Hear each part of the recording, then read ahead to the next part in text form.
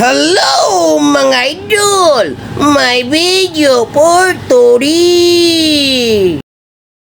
At ito nga mga ka-idol, subali may customer tayo dito, sniper, magpapalit ng bagong Max RCB mga ka-idol. Kitang-kita nyo ay bagong-bago yan. Nakaw, dandahan baka magasgasan. Subali ito yung gulong niya, ititi sa ka-98. Hey! Subali yan may ari. So ngayon gagawin natin, tatanggalin na natin ito. Baka naman tirahin pa ng iba. Ay nakaw, wag naman.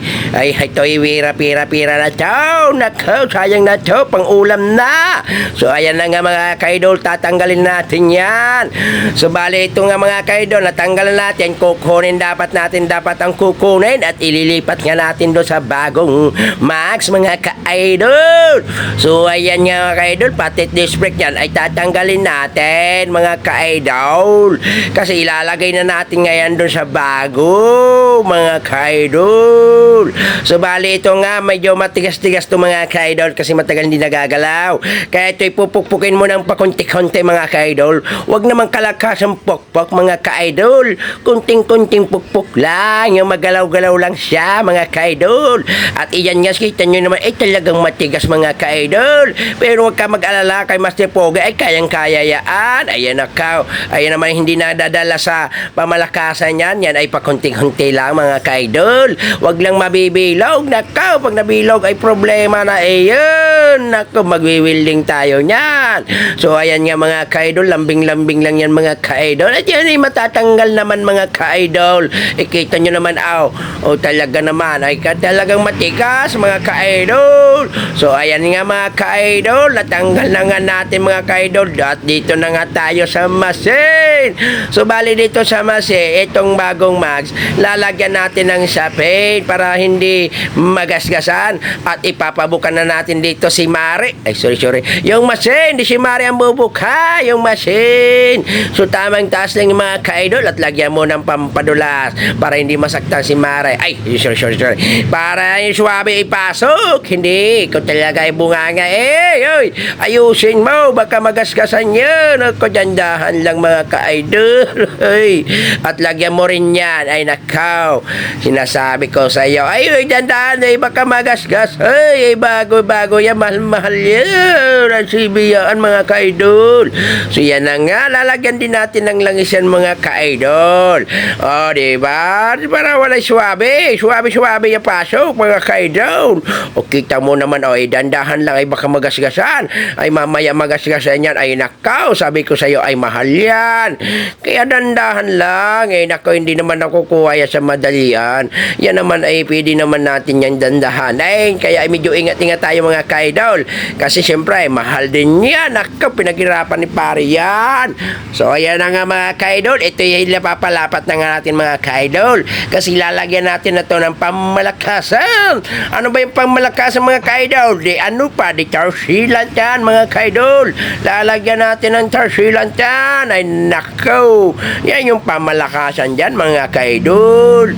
Ang iba nito, sabi nila, bakit daw maglalagay? Bago pa daw yung gulong. Ay, ito naman mapapaliwanag ko sa inyo mga ka-idol. Pag may tarsilant na po yan, halimbawa kahit sabi natin bago, paano kung minsan magbiyahe ka ay mapakaw, di sana ay magandang may silat na, paano kahit paano may panlaban ka na. Naku naman talaga, huwag ka magtitiwala kahit bago, mamaya may singaw-singaw yan, magdadapat talaga yung mga ka-idol. Kaya maganda pa rin may tarsilant mga ka-idol. Ano bang maganda sa tarsilant? Dapat po, pagdating ng 5 months, palinis nyo po, patanggal yung lumang tarsilant at palit ng panibago. Yung po yung naiingatan yung Max, hindi nag-uumido. Kasi pag pinabayaan mo po isang taong yan, ay nakaw, pagkalas mo, umido yan mga ka-idol. Ay nakaw, so bali ito na nga mga ka-idol. Ililipat na natin dito yung dapat ilipat mga ka-idol. Yun na nga, ikakabit na nga uli natin yung disc brake dito sa bago mga ka-idol. Ay nako, kapogi nga naman talaga. Ay sinasabi ko sa inyo ay poging-pogi. O diba? Ay dahan-dahan lang. Nako po, dahan-dahanin mo lang. At dito pala mga ka-idol, wag nating masyadong higpitan. Tamang higpit ng mga ka-idol. Di naman kailangan nating higpit na higpit yan mga ka-idol. So ayan na nga mga ka-idol. Yan, rubber damper na yan. Ay di balay, nako, pasok mo ng maayos. Nako, wow. Nako, sinasabi ko sa iyo. O diba? O alogin mo nga, kung baka may alog ay lagyan mo ng pamatibayan yan. Ay walang alaw. So ayan nga, ibabalik na nga natin kaya dito yan mga ka-idol. At ito'y panlikod nga mga ka-idol. At kita nyo naman o diba? Medyo lumiit na nga yung gulong at yung mags niya, hindi na yung stock kasi malaki nga yung stock. Talagang gusto nito ay maliit, kaya yan lumiit na nga siya mga ka-idol.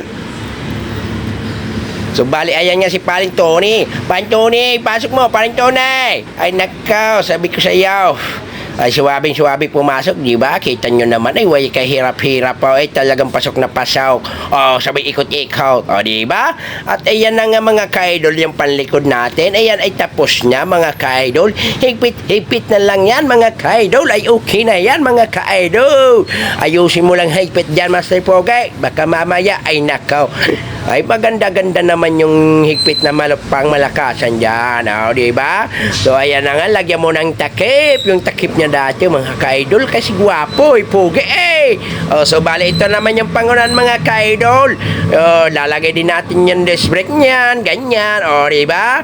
Kita nyo na kapugi-pugi na diba? Mas pogi pa sa gumagawa. Ay nako naman si Master Pogi ay hindi papayag yan, napangit yan, kailang gwapo yan. Nako, pag si Master Pogi talaga ay nako, sinasabi ko sa inyo.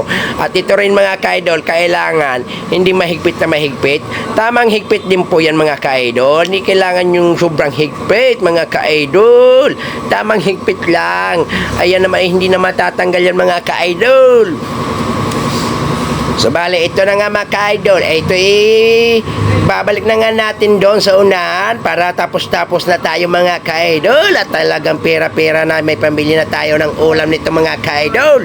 Kita nyo naman ka-idol yan papasok mo na yan pagpasok yan, swabing-swabe yan mga ka-idol.